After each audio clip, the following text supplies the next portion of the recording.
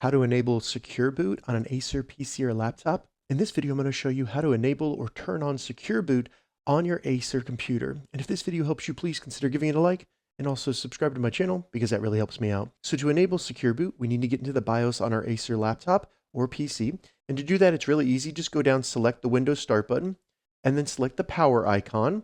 But before we select anything within the power menu, hold down the Shift key on the keyboard and then select Restart. Continue to hold the Shift key until it fully reboots and the screen is blue. All right, once you see choose an option come up, you can let go of the Shift key. And from here, go down, select Troubleshoot, and then go to Advanced Options. In here, look for UEFI firmware settings. That's going to be the BIOS. Select that, and then select Restart. It's going to reboot us into the BIOS for our Acer computer. Now I have a supervisor password set up on this, so I'm just going to type that in and then hit enter. But then it'll bring me into the BIOS for my Acer computer, and we can find the secure boot option in this left menu here. You can either use your mouse or you can use the arrows on your keyboard and simply go down to boot and then find secure boot.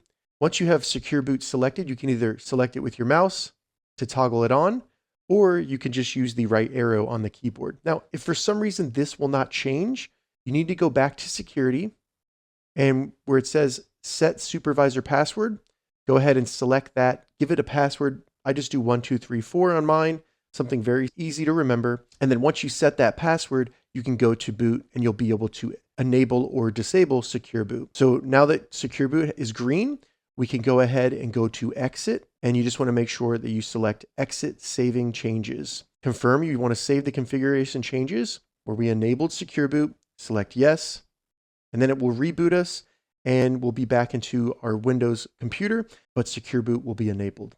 And once we get logged in, we can confirm if secure boot is enabled by selecting the start icon and then just typing system info, selecting and opening system info.